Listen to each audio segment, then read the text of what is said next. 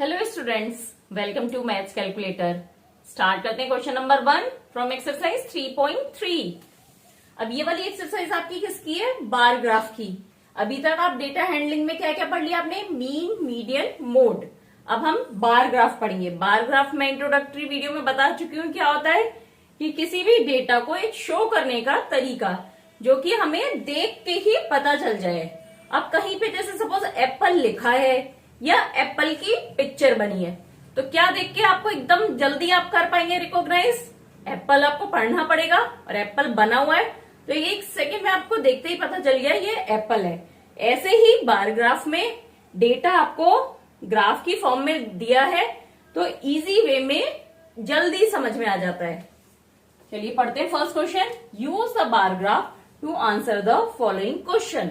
यहाँ हमें एक बार ग्राफ दिया है, किसके बारे में है? Pets owned by student of class 7।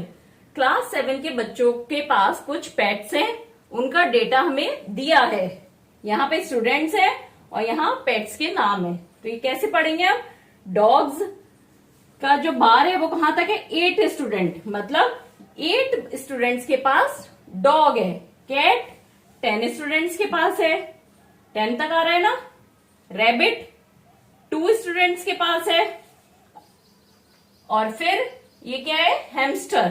Hamster कहां पर है? इसकी लाइन देखिए, ये 6 और 4 के बीच में है। दैट मीन्स 5 स्टूडेंट्स के पास हैमस्टर है। हम यहां लिखते जाते, चलिए इजी हो जाएगा आपके लिए। ये 5 2 कैट थी 10 बच्चों के पास, डॉग है 8 के पास। अदर्स, अब इनके अलावा जो बाकी के पेट्स हैं वो कितने बच्चों के पास है? ये देखिए, ये कहां तक आ रही है लाइन? 2 और 4 के बीच में आ रहा है ये बार की हाइट। दैट मीन्स 3, मतलब 3 स्टूडेंट्स के पास अदर पेट्स हैं, other than dog, cat, rabbit और हैमस्टर के अलावा 3 बच्चों के पास कोई दूसरे पेट हैं, जैसे काऊ भी हो सकती है या कोई और एनिमल। तो अब क्वेश्चंस पे आते हैं। Which is the most popular pet? अब बच्चों में सबसे ज्यादा पॉपुलर पेट कौन सा है? पॉपुलर होगा तो उन्होंने अपने पास रखा होगा, तो मतलब सबसे ज्यादा बच्चे किसे पसंद करते हैं? जिसका पेट ग्राफ सबसे ऊंचा है, दैट मीन्स कैट। क्योंकि कैट कितने बच्चों के पास है? 10 बच्चों के पास, तो सबसे पॉपुलर क्या हो गई? Cat. Next, how many student have dog as a pet? अब कितने बच्चों के पास डॉग है पेट की तरह? तो कितने बच्चों के पास है? डॉग का बार कहां तक है? 8 तक, हमने पहले ही लिख लिया, तो इसका आंसर हो गया 8 students have dog as a pet.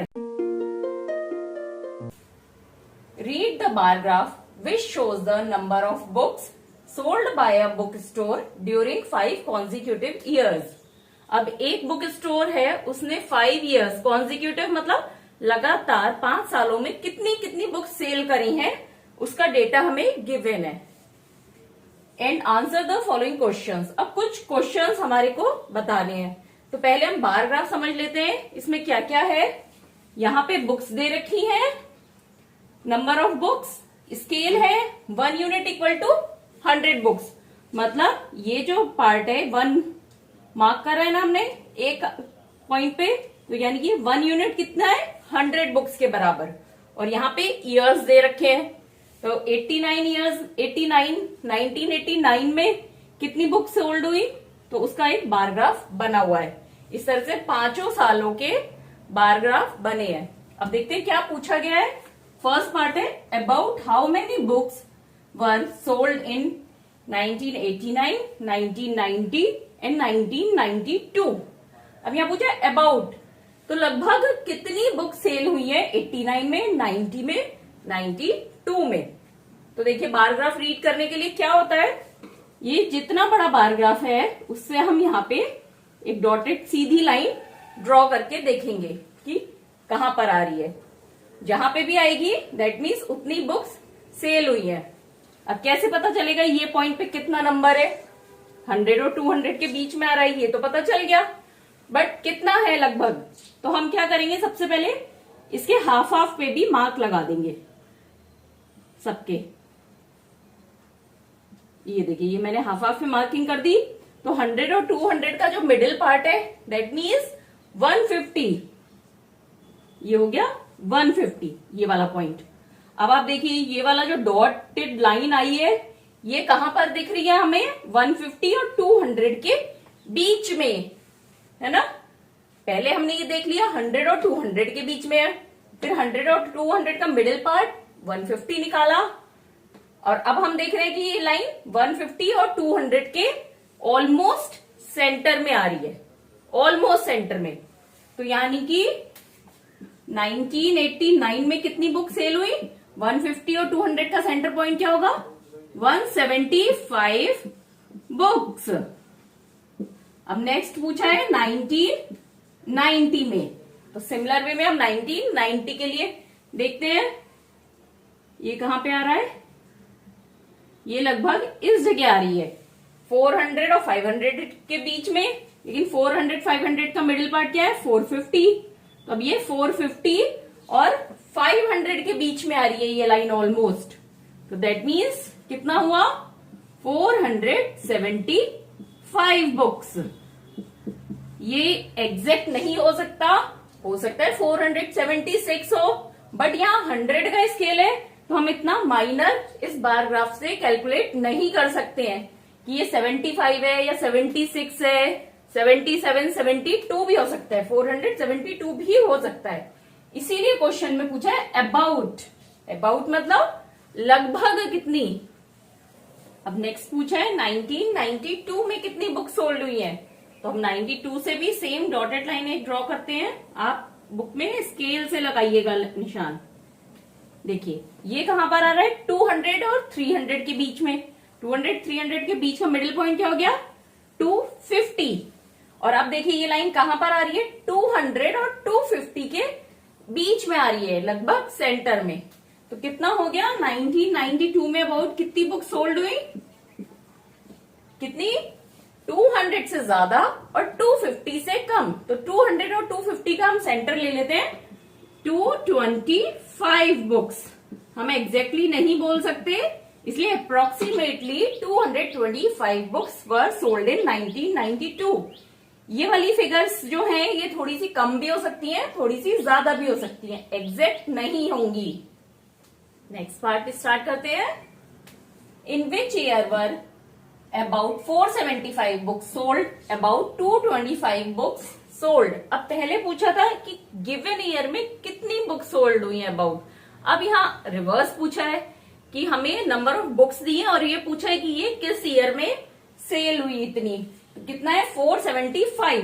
तो ये देखिए ये हमें अभी पहले पार्ट के लिए ड्रॉ करी थी लाइन, 475 किस में सेल हुई है 1990 में। तो 475 बुक्स वर सोल्ड इन 1990। यहां हम अबाउट जरूर लिखेंगे, about 475 books were sold in 1990। अब नेक्स्ट पूछा है 225 बुक्स। अब देखिए 225 भी कहां पर आएगा 250 और 200 के सेंटर में अप्रॉक्स। तो ये भी हमने लास्ट क्वेश्चन में निकाला था, किसमें 1992 में। तो about 225 books were sold in 1992। यहाँ अबाउट क्यों लिख रहे हैं, क्योंकि ये एग्जैक्ट फिगर नहीं है, यहाँ स्केल काफी बड़ा लिया हुआ है 100 का, तो हम एग्जैक्ट नहीं निकाल सकते, इसलिए लिखा है about. Next part, in which year were fewer than 250 books sold. किन सालों में 250 बुक से कम सेल हुई है। तो 250 का मार्क क्या है ये, तो अब इससे छोटा जो भी बार ग्राफ होगा, हम यहाँ एक लाइन बना लेते हैं, 250 की लाइन ये है, इससे छोटा जो भी बार ग्राफ होगा जिस ईयर का, उसमें मतलब 250 से कम बुक सेल हुई है। कौन कौन से आ रहे हैं 1989 और 1992। कौन कौन से हो गए 1989 एंड 1992। बाकी रेस्ट 3 इयर्स में क्या है, ज्यादा सेल हुई 1990 में अबाउट 475, 91 में अबाउट 300 और 93 में अबाउट 600। नेक्स्ट पार्ट करते हैं, can you explain how you would estimate the number of books sold in 1989? अब 1989 में कितनी बुक सेल हुई है उसका एस्टिमेशन आपने कैसे निकाला? तो फर्स्ट पार्ट जो था उसमें पूछा था 1989 में कितनी बुक सेल हुई, तब भी मैंने एक्सप्लेन करा था। अब वापस से कर देती हूँ। देखिए 89 से हमने जो डॉटेड लाइन बनाई वो यहां पर आई, ये कहां पर है? 100 और 200 के बीच में। तो हमने क्या किया? 100 और 200 का सेंटर पॉइंट निकाल लिया, दैट इज 150।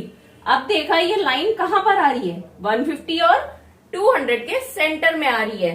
तो इससे हमें पता चला कि अप्रोक्सीमेटली 175, जो कि 150 और 200 का सेंटर पॉइंट होगा, उतनी बुक्स सेल हुई है 1989 में। कुछ भी डाउट है तो आप कमेंट करके पूछ सकते हैं, और अच्छा लगे तो भी कमेंट करके बताइए, और चैनल को लाइक और सब्सक्राइब करिए। Number of children in 6 different classes are given below, represent the data on a bar graph. अब 6 क्लासेस का डेटा यहां दिया है, क्या कितने बच्चे किस क्लास में है? क्लास 5 to 10 तक के बच्चों का। अब इसमें फर्स्ट पार्ट है, how would you choose a scale. कोई भी बार ग्राफ बनाने के लिए आपको पता है स्केल बहुत इंपॉर्टेंट रोल प्ले करता है। कैसे? कि आपको कितने यूनिट, 1 यूनिट में कितने नंबर्स का डेटा लेना है, स्केल क्या लेना है। अब जैसे यहां पे क्या है, देखिए सबसे छोटा और सबसे बड़ा डेटा देखते हैं। सबसे छोटा 80 है, सबसे बड़ा 135 100 में है। तो फर्स्ट आप क्या ले सकते हैं? 1 यूनिट इक्वल टू 100। अब अगर आपने 100 लिया तो सोचिए ये बार ग्राफ की लाइन है, यहां पे ये 0 पॉइंट आया, फिर 100, फिर 200, ठीक है ना। अगर 100 ले रहे हैं 1 यूनिट तो क्या होगा? 100 और 200। तो अब यहाँ पे 135 कहाँ आएगा? 100 और 200 के बीच में। 120 कहाँ आएगा? 100 200 के बीच में। 95 100 से पहले, 100 तो 100 दिया है, 90 और 95 दोनों यहां आ गए, 80 भी यहां आ गया। तो 0 से 100 के बीच में 3 पॉइंट्स आ गए, 80, 90 और 95। इन तीनों में थोड़ा थोड़ा सा डिफरेंस है, तो आपको मेजर करने में बहुत दिक्कत आएगी। अगर सपोज आपने 1 सेंटीमीटर लिया है 100 स्टूडेंट्स को, तो क्या होगा? 80 और 90 में 1 mm का डिफरेंस होगा, जो कि मेजर करना और बनाना बहुत मुश्किल होगा। तो दैट मीन्स ये गलत है, इस तरह से हम नहीं कर सकते। अब नेक्स्ट हुआ 1 यूनिट इक्वल टू 50 लेते हैं अगर हम, तो क्या होगा? अब जैसे ये वाली लाइन हम बनाते हैं 50 के लिए, तो यहां पे हो गया 0, फिर 1 यूनिट 50, फिर सेकंड पे 100, थर्ड पे 150, फोर्थ पे बस 150 तक ही है ना। हाँ ठीक है, इसको इधर लिख लेते हैं, 1 यूनिट इक्वल टू 50, ठीक है। अब यहां 135 का आएगा 100 और 150 के बीच में कहीं पर। 120 ये भी यहीं आएगा। अब देखिए यहीं पे थोड़ा कंफ्यूजन हो गया ना, दो चीजें इतनी पास पास हो गई। 95 100 से नीचे आएगा, और 100 तो 100 है, और 90 इससे थोड़ा सा नीचे आएगा, और 80 ये भी थोड़ा सा नीचे आएगा। तो अब 50 और 100 के बीच में 3 चीजें हो गई जो बहुत पास पास हैं, तो उनमें बहुत 1 mm या 2 mm का फर्क मेजर करना और ड्रॉ करना बहुत मुश्किल होगा। दैट मीन्स ये भी स्केल हम चूज नहीं कर सकते प्रॉपर बार ग्राफ बनाने के लिए। तो हम क्या करेंगे नेक्स्ट? 1 यूनिट इक्वल टू 10 लेके देखते हैं हम। अब 50 लिया तो भी नहीं हुआ, अब 10 लेते हैं। 10 के लिए 135 है, तो हमें कहां तक जाना है? 140 तक जाना है। सबसे पहले तो 0 से ही स्टार्ट होगा ना, फिर 0 के बाद 10, 20, 30, 40, 50, 60, 70, 80, 90, 100, 110, 120, 130, 140 लिख देते हैं यहां। 20, 30, 40, 50, 60, 70, 80, 90, 100, 110, 120, 130, 140। थोड़ा छोटा छोटा लिखा है क्योंकि पास पास हो गए ना, यहाँ जगह नहीं है इतनी कि मैं 1 यूनिट को थोड़ा बड़ा कर सकूं, क्योंकि 14 यूनिट तक जाना था। अब 135 कहाँ आएगा, 30 और 40 का सेंटर हो गया 135। नेक्स्ट 120 ये रहा। फिर 95 कहाँ होगा, 100 और 90 का सेंटर, 90 और 100 का सेंटर पॉइंट क्या हो गया 95। फिर 100 तो दिया ही है। फिर 90 भी यहां मेजरिंग स्केल पर है। फिर 80 भी मेजरिंग स्केल पर है। तो दैट मीन्स इस तरह से हम bar graph 1 unit equal to 10 लेके बना सकते हैं अपना। तो चलिए इसको पूरा कर लेते हैं। अब इसमें कितने क्लासेस हैं, 6। तो हमें 6 क्लासेस के बार ग्राफ बनाने हैं। अब पहला है 135 तक।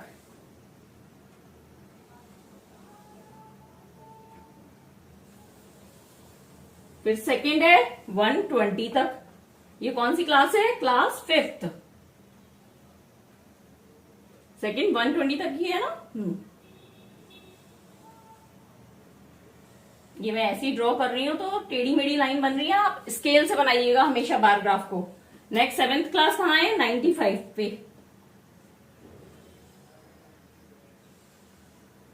ये 7th क्लास हो गई 95 पे। फिर 8th है 100 पर, 95 से थोड़ा ऊपर तक है।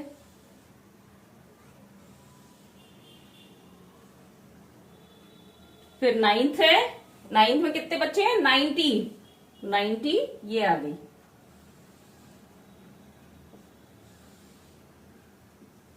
फिर 10th क्लास में 80 बच्चे हैं, ये 80 आ गया 90 से थोड़ा नीचे। तो ये हमारा बार ग्राफ बन गया इस क्वेश्चन के लिए एग्जैक्टली। तो यहां पे हमें क्या यूनिट लेनी पड़ी, 1 यूनिट इक्वल टू 10 स्टूडेंट्स।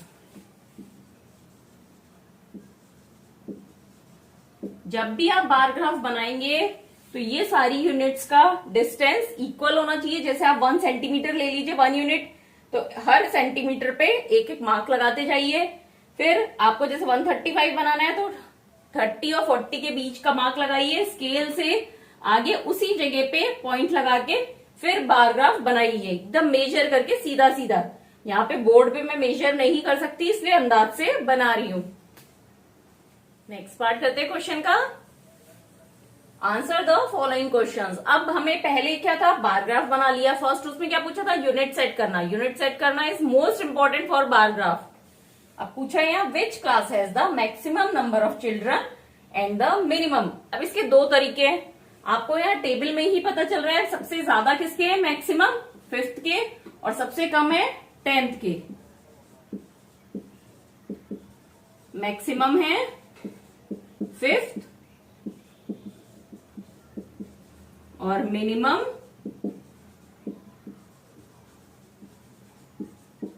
किसके, 10th। इस टेबल से पता चल रहा है और इस बार ग्राफ से भी। अब देखिए बार ग्राफ में सबसे बड़ी बार किसकी है, इसकी, ये। तो ये कौन सी है, 5th क्लास की। और सबसे छोटी बार ये वाली, नहीं इससे छोटी ये है। ये देखिए, इसको अगर हम देखेंगे स्केल से तो ये वाली है सबसे छोटी। तो दैट मीन्स 10th क्लास में सबसे कम बच्चे हैं और 5th क्लास में सबसे ज्यादा बच्चे हैं। लास्ट पार्ट करते हैं क्वेश्चन का। Find the ratio of student of class 6 to the student of the class 8। Class 6 और 8 में कितने कितने बच्चे, उनके बीच रेशियो फाइंड आउट करना है। तो क्लास 6 में कितने हैं, 120। और किसके साथ रेशियो बनाना है, 8th के साथ। कितने 8th में, 100। इसको हमने नीचे लिखा। अब इसको इजी किया, 0 से 0 कट गया, 2 5 10, 2 6 12। तो ये हुआ 6/5। तो रेशियो क्या हो गया इनके बीच में, 6:5 का रेशियो हुआ 6 और 8th क्लास के बच्चों के बीच में। The performance of a student in first term and second term is given. यहाँ पे हमें क्या डेटा दिया हुआ है, कोई एक पर्टिकुलर एक बच्चा है अ स्टूडेंट, उसके फर्स्ट टर्म में कितने मार्क्स आए और सेकंड टर्म में कितने मार्क्स आए हर सब्जेक्ट में, उसकी हमें लिस्ट दी है। ये सभी मार्क्स 100 में से हैं, यहां लिखा है maximum marks 100। Draw a double bar graph choosing appropriate scale and answer the following. अब यहां पे हमें डबल बार ग्राफ बनाना है। आपको बार ग्राफ पता है, अभी तक आपने करा है। डबल बार मतलब 2 बार बनेंगी हर जगह। 2 किस लिए? एक फर्स्ट टर्म के लिए, एक सेकंड टर्म के लिए। तो स्टार्ट करते हैं। अब देखिए स्केल यहां 100 तक है मैक्सिमम नंबर। मैक्सिमम क्या है? 95। तो हम 10 का स्केल ले लेते हैं।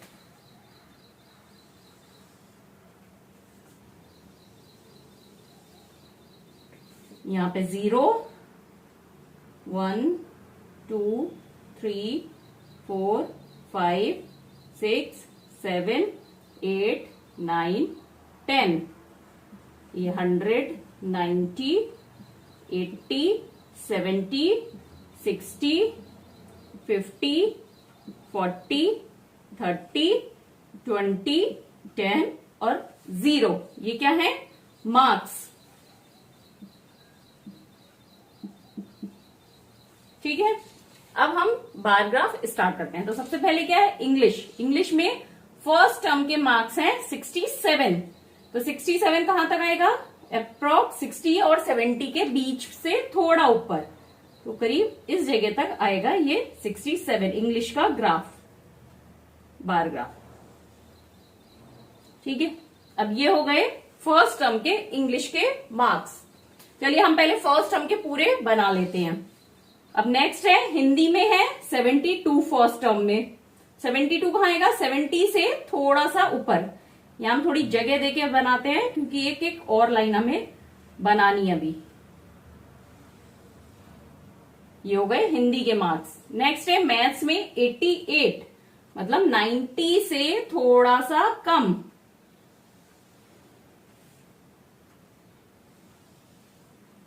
नेक्स्ट साइंस 81, 80 से थोड़ा सा ज्यादा।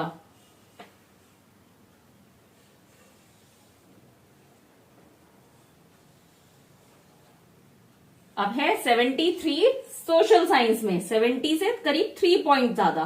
कितना? 80 और 70 का जो मिडिल पॉइंट है उससे थोड़ा सा कम। और अगर आप ग्राफ कॉपी पे बना रहे हैं तो इसके बीच में जो 10 पॉइंट्स दिए हुए होंगे आपको, उसमें से 70 के बाद 3 और काउंट करके हम आगे आ जाएंगे।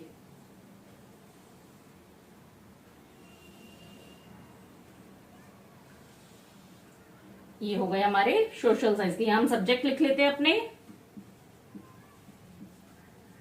इंग्लिश, हिंदी, मैथ्स, साइंस और ये सोशल साइंस। ठीक है, ये हो गए फर्स्ट टर्म के। अब आपको बनाने हैं सेकंड टर्म के। तो यहां पे आप लिख लीजिए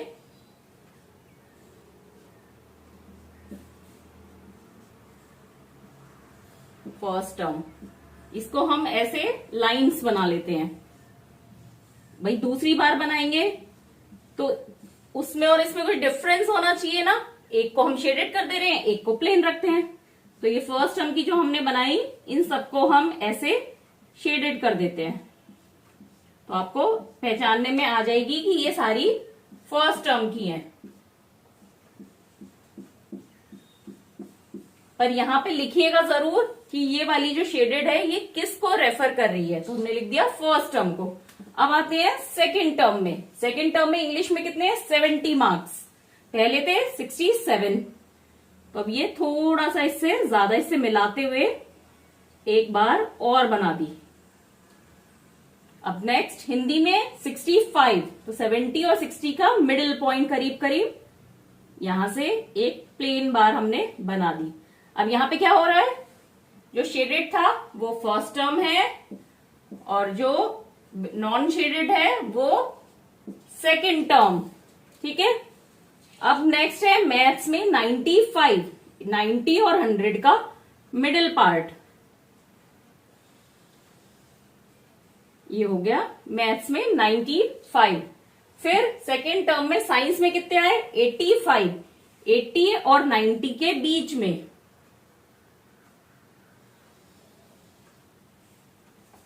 अब नेक्स्ट सोशल साइंस में 75, पहले 73 थे, मतलब बस 2 पॉइंट्स और ज्यादा हमें बड़ा बनाना है। तो ये हो गया सोशल साइंस का बार ग्राफ। यहां पे लिख लेते हैं, स्केल हमेशा लिखना चाहिए, 1 यूनिट इक्वल टू 10 मार्क्स।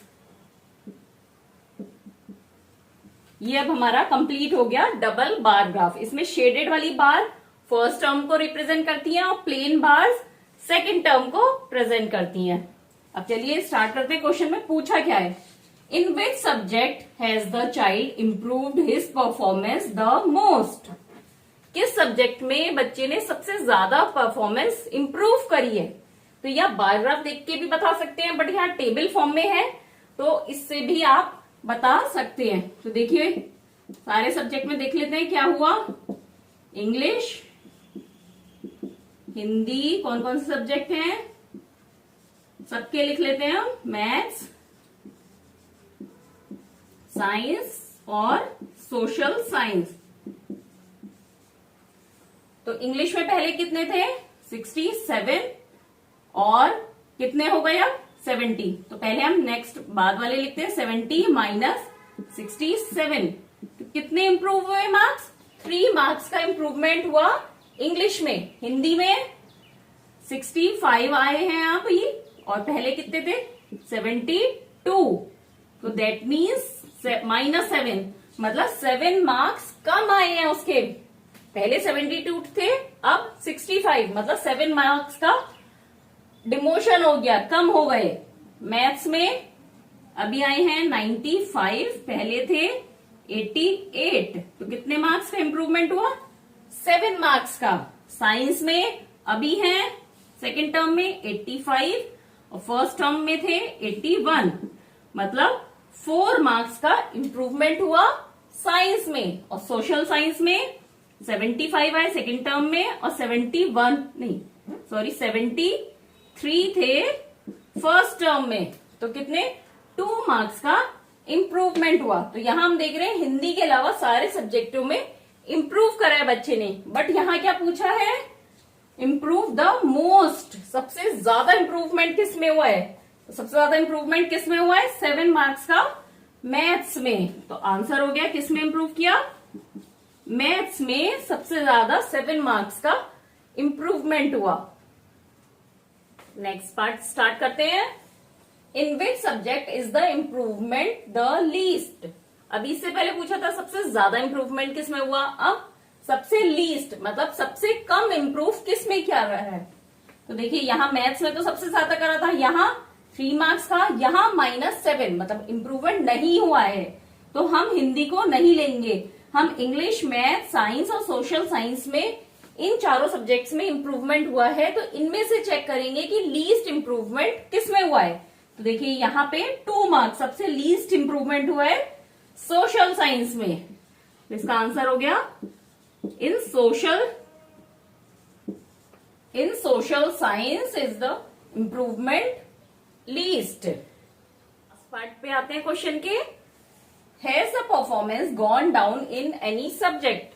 अब किसी सब्जेक्ट में परफॉर्मेंस नीचे भी गई है या सब में ही इंप्रूव हुई है। तो यहां हमें दिख रहा है हिंदी में कम हो गए हैं मार्क्स। तो क्या हो गया answer, yes the performance has gone down इन हिंदी।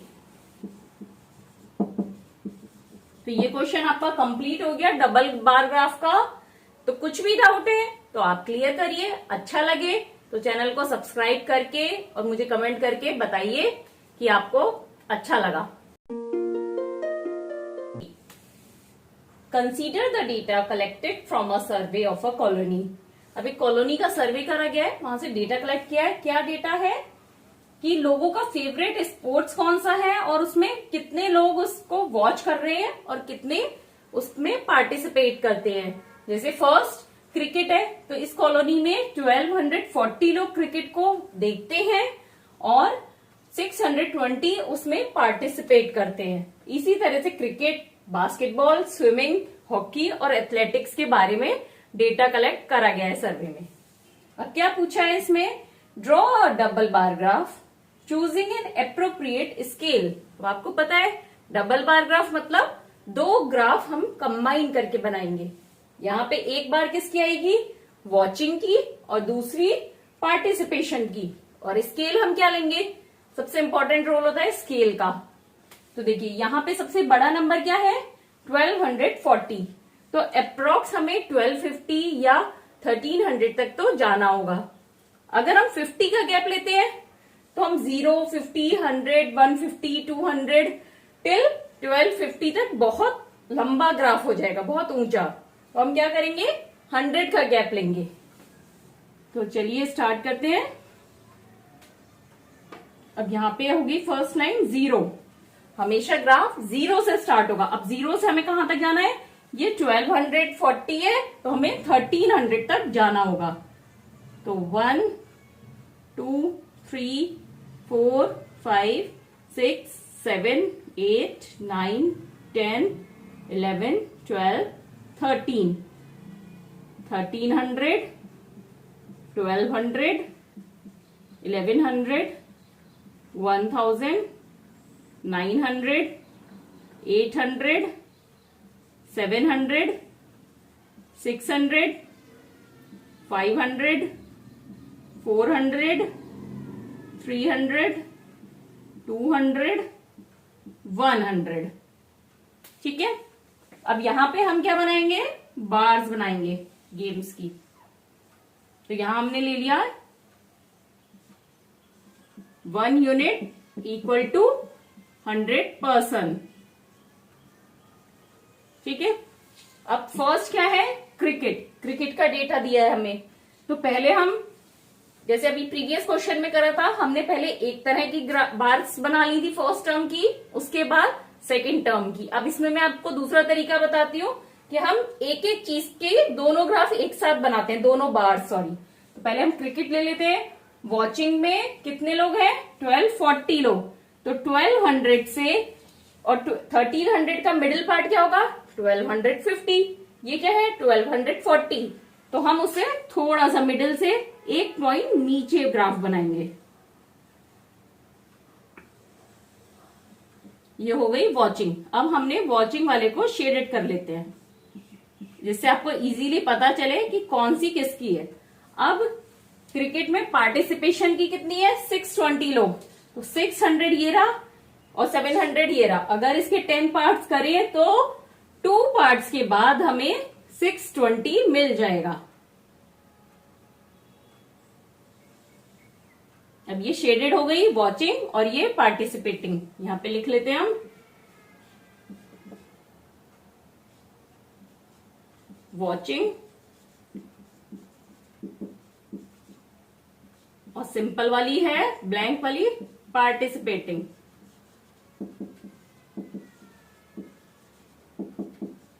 जिससे क्लियर हो जाए कि कौन सी ग्राफ क्या शो करती है। ये हो गया क्रिकेट। नीचे लिख लेते हैं गेम का नाम, क्रिकेट। नेक्स्ट है बास्केटबॉल। बास्केटबॉल में कितने लोग वॉच करते हैं, 470।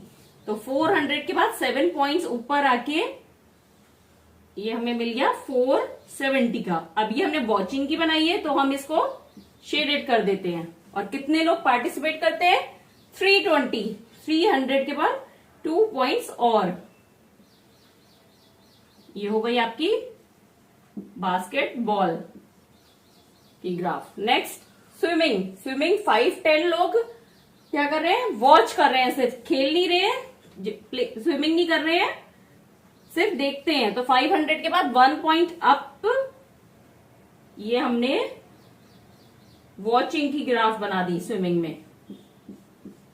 और कितने लोग स्विमिंग करते हैं, 320। मतलब जितने लोग बास्केटबॉल खेलते हैं उतने ही लोग स्विमिंग करते हैं। तो सेम लेंथ की हमने ये प्लेन ग्राफ, क्योंकि ये किसकी है, पार्टिसिपेशन की। यहां नीचे लिख लेते हैं स्विमिंग।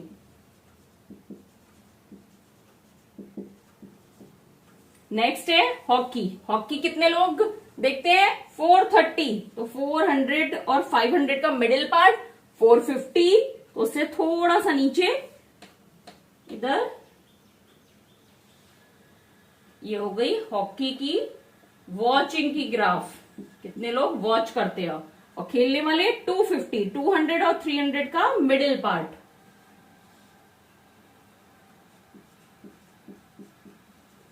ये मैं ऐसे अंदाज से लेके बना रही हूं, आप स्केल से बिल्कुल मेजर करके बनाइएगा हमेशा बार ग्राफ को।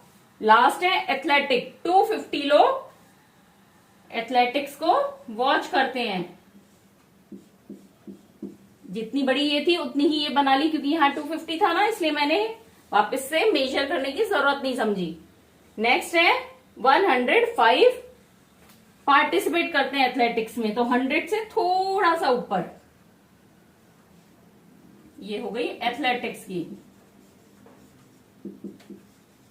तो अभी आपकी बार ग्राफ कंप्लीट हो गई है। इसमें शेडेड ग्राफ किसकी है? वॉचिंग की, और नेक्स्ट प्लेन पार्टिसिपेटिंग की। अब इसने पूछा है what do you infer from the graph. अब इस ग्राफ को देख के आपको क्या पता चल रही है, क्या इंफॉर्मेशन मिल रही है इस ग्राफ से? तो देखिए इस ग्राफ से पता चल रहा है कि जो वॉच कर, कितने लोग गेम्स को वॉच करते हैं और कितने लोग उसे सिर्फ कितने लोग सिर्फ देखते हैं और कितने लोग पार्ट भी लेते हैं, और कौन कौन से गेम्स पॉपुलर है उस कॉलोनी में। और क्या इन्फॉर्मेशन मिल रही है? देखिए यहाँ पे कौन सी ग्राफ ज्यादा है? क्रिकेट की ज्यादा है, दैट मीन्स क्रिकेट पसंद करते हैं। और पार्टिसिपेशन और वॉचिंग की ग्राफ देखें तो पता चल रहा है कि लोग देखना ज्यादा पसंद करते हैं एज कंपेयर टू खेलने के। तो ये सारी इंफॉर्मेशन बार ग्राफ को देखते ही बिना कुछ कैलकुलेट करे हमें पता चलती हैं। नेक्स्ट पार्ट पर आते हैं क्वेश्चन के। Which sport is most popular? कौन सा गेम सबसे ज्यादा पॉपुलर है? तो यहाँ पे देखिए सबसे लंबी ग्राफ किसकी है? सबसे लंबी बार्स क्रिकेट की। अब चाहे आप वॉचिंग में देख लीजिए चाहे प्लेइंग में देख लीजिए, सबसे ज्यादा किसकी बड़ी है ग्राफ? क्रिकेट की। तो दैट मीन्स सबसे कौन सा पॉपुलर गेम है? Cricket. Next, which is most preferable, watching और पार्टिसिपेटिंग? लोग क्या ज्यादा पसंद करते हैं, वॉच करना या खेलना गेम को? तो देखिए यहाँ पे सारी ग्राफ में किसी भी गेम में देख लें कौन सी वाली ज्यादा है? इसमें भी ये ज्यादा है, इसमें ये सब में ही जो आपकी वॉचिंग की बार है वो ज्यादा लंबी है एज कंपैरिजन टू पार्टिसिपेशन की। दैट मीन्स लोग वॉचिंग ज्यादा पसंद करते हैं एज कंपेयर टू पार्टिसिपेटिंग। कुछ भी डाउट है तो जरूर क्लियर करिएगा। Take the data given the maximum and the minimum and the maximum temperature of the various cities given in the beginning of this chapter। अब यहाँ पे इस क्वेश्चन में आपको डेटा नहीं दिया है, हमें कहाँ से डेटा लेना है? टेबल 3.1 से, जो कि ये आपका चैप्टर जब स्टार्ट होता है तो इसके फर्स्ट पेज पे दी हुई है। डेटा हैंडलिंग चैप्टर स्टार्ट हो रहा है तो इसी चैप्टर पे, इसी पेज पे ये टेबल दी है 3.1, इससे हमें ये डेटा लेना है। अब लिखा है, पूछा है plot a double bar graph using this data and answer the following. तो ये जो हमारी लिस्ट थी टेबल, ये हमने यहाँ लिख ली है। अब हमें डबल बार ग्राफ बनाना है। एक बार किसकी बनेगी? मैक्सिमम टेम्परेचर की और एक मिनिमम टेम्परेचर की इन वेरियस सिटीज का। कितने सिटीज है? 1 2 3 4 5 6 7 8 सिटीज की। तो स्टार्ट करते हैं।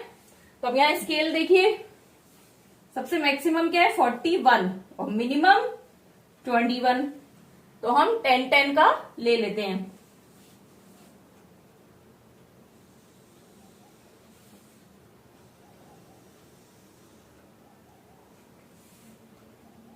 जीरो, 10, 20, 30, 40। यहां हम 5 का भी ले सकते हैं, थोड़ा और इजी हो जाएगा।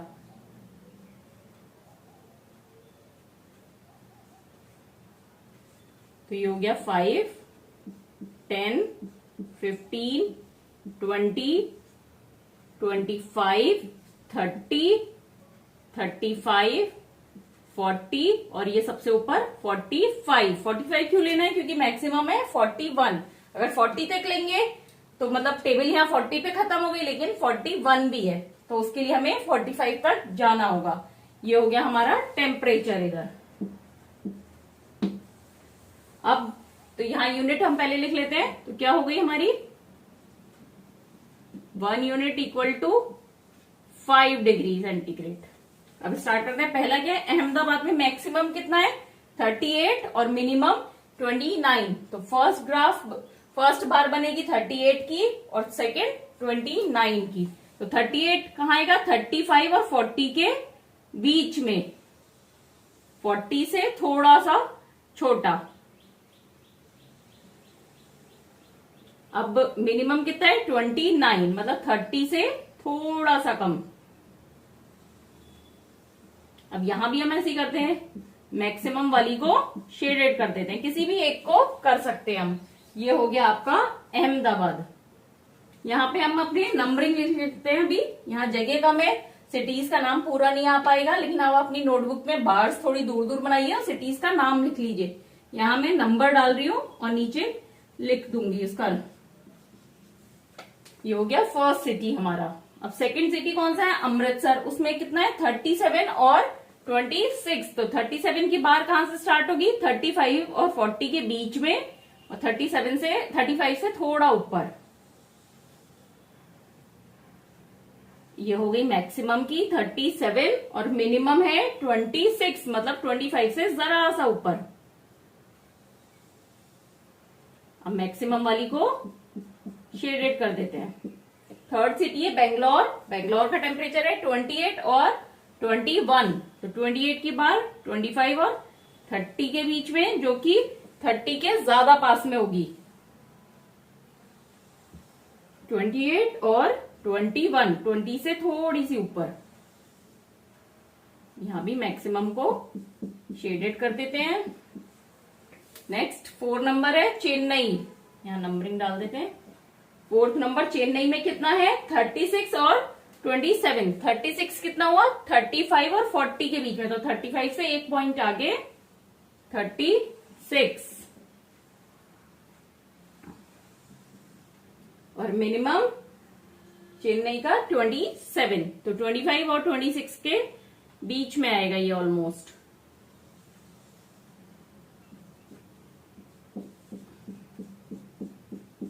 चेन्नई का हो गया। नेक्स्ट है दिल्ली। दिल्ली में कितना है 38, 28। 38 कहां पर आएगा 40 से थोड़ा सा। ये देखिए, ये जो हमारा पहला अमृतसर था, अहमदाबाद था, उतना ही दिल्ली का है सेम।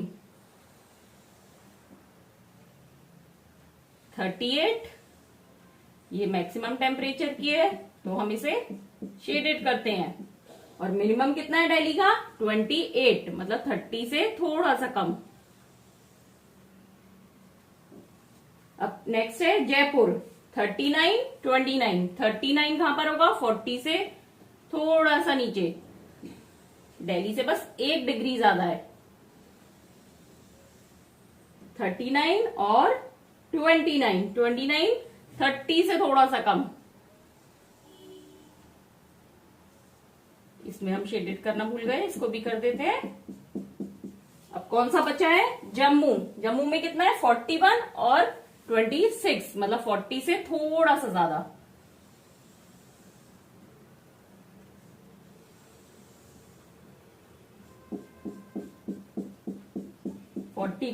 और 26, 25 से 1 पॉइंट ज्यादा। ये बार्स हो सकता है मेरी थोड़ी टेढ़ी मेढ़ी बन रही हो, क्योंकि मैं ऐसे अंदाज से बना रही हूँ। आप स्केल से ही मेजर करके बनाएंगे, कभी भी ऐसे ही लाइन ड्रॉ नहीं करेंगे। लास्ट मुंबई 32, 27। 32 कहाँ आएगा 30 और 35 के बीच में, और 30 से 2 पॉइंट आगे। 32 और 27 आएगा 25 और 30 के बीच में। ये हो गया हमारा मुंबई का। अब यहाँ पे आप ये लिख लीजिए, शेडेड है मैक्सिमम,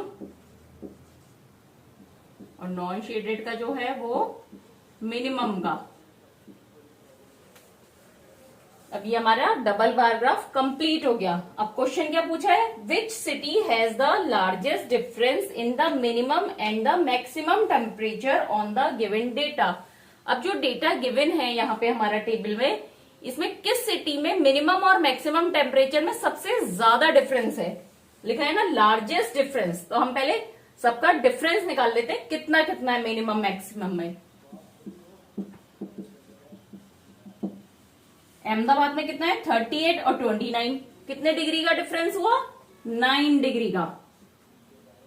9 डिग्री ज्यादा है मैक्सिमम टेम्परेचर मिनिमम से। ऐसी अमृतसर में 37, 26 दैट इज 11 डिग्री का। फिर बेंगलोर में 28, 21 7 डिग्री का। चेन्नई में 36, 27 दैट इज 9 डिग्री का डिफरेंस है चेन्नई में। फिर दिल्ली में 38, 28 10 डिग्री का। जयपुर में 39, 29 इसमें भी 10 डिग्री का डिफरेंस है। नेक्स्ट जम्मू में 41, 26 कितना डिफरेंस हो गया 41 और 26 में 15 डिग्री का। मुंबई में 32, 27 कितना 5 डिग्री का। हो गए ना सबके? ठीक है। अब क्या पूछा है largest difference in minimum and maximum. तो देखिए हमने सबका लिख लिया, तो अब यहां साफ पता चल रहा है सबसे ज्यादा डिफरेंस किसका है, ये 15 डिग्री। मतलब जम्मू में मिनिमम और मैक्सिमम टेम्परेचर में सबसे ज्यादा डिफरेंस होता है। नेक्स्ट पार्ट करते हैं। Which is the hottest city and which is the coldest city. इस डेटा में सबसे ज्यादा गर्म कौन सा शहर हमें पता चल रहा है इस डेटा से, और सबसे ज्यादा ठंडा। तो सबसे ज्यादा हॉटेस्ट कौन सा होगा जिसका टेम्परेचर सबसे ज्यादा होगा। तो किसका है सबसे ज्यादा यहाँ पे, जम्मू का। तो हॉटेस्ट कौन सा हो गया,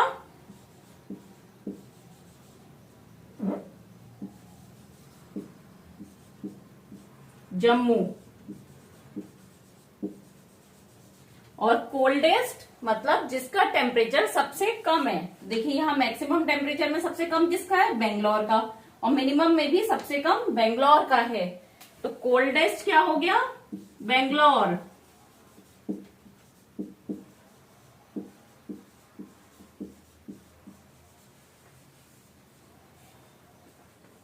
next part, name 2 cities where maximum temperature of one was less than the minimum temperature of the other। अब हमें यहाँ पे 2 सिटीज के नाम बताने हैं जिसमें एक का मैक्सिमम टेम्परेचर दूसरे के मिनिमम टेम्परेचर से भी कम हो। मतलब उसका मैक्सिमम टेम्परेचर जो है उस शहर का वो इतना कम है कि दूसरे का मिनिमम भी उससे ज्यादा है।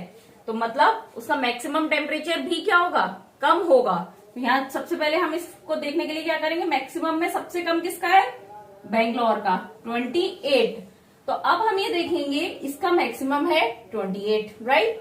तो हम देखेंगे किसका मिनिमम इसके मैक्सिमम से ज्यादा है, मतलब 28 से ज्यादा किस किसका मिनिमम है। तो देखिए यहाँ पे एक तो हमें ये मिला जयपुर का और एक मिला अहमदाबाद का।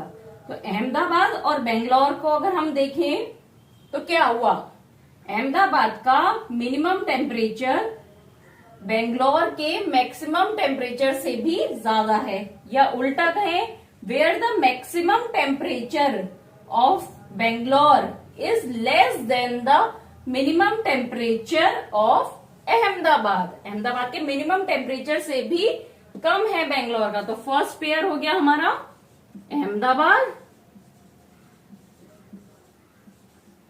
अहमदाबाद एंड बेंगलोर। और यहां 2 पेयर बन रहे हैं इस तरह से। और दूसरा क्या है, जयपुर, क्योंकि जयपुर का के साथ भी यही रूल फॉलो हो रहा है कि बेंगलोर का मैक्सिमम टेम्परेचर जयपुर के मिनिमम टेम्परेचर से भी कम है। तो नेक्स्ट पेयर बना हमारा Jaipur and Bangalore. Last part करते हैं क्वेश्चन का। Name the city which has the least difference between its maximum and the minimum temperature. अब इसके फर्स्ट पार्ट में हमने क्या पूछा देखा था, उसमें पूछा था कि इसमें सबसे ज्यादा डिफरेंस है मिनिमम और मैक्सिमम में। अब यहाँ लीस्ट, तो यहाँ हमने डिफरेंस निकाला है सबसे कम किस में आ रहा है 5 डिग्री का, किसमें, मुंबई में। तो आंसर हो गया मुंबई। मुंबई के टेम्परेचर मिनिमम और मैक्सिमम टेम्परेचर में सबसे कम डिफरेंस है। तो ये आपके बार ग्राफ की पूरी एक्सरसाइज कंप्लीट हो गई है। कुछ भी डाउट है तो जरूर क्लियर करिए और अच्छा लगे तो कमेंट करके जरूर बताइएगा कि आपको कौन सा पार्ट अच्छा लग रहा है।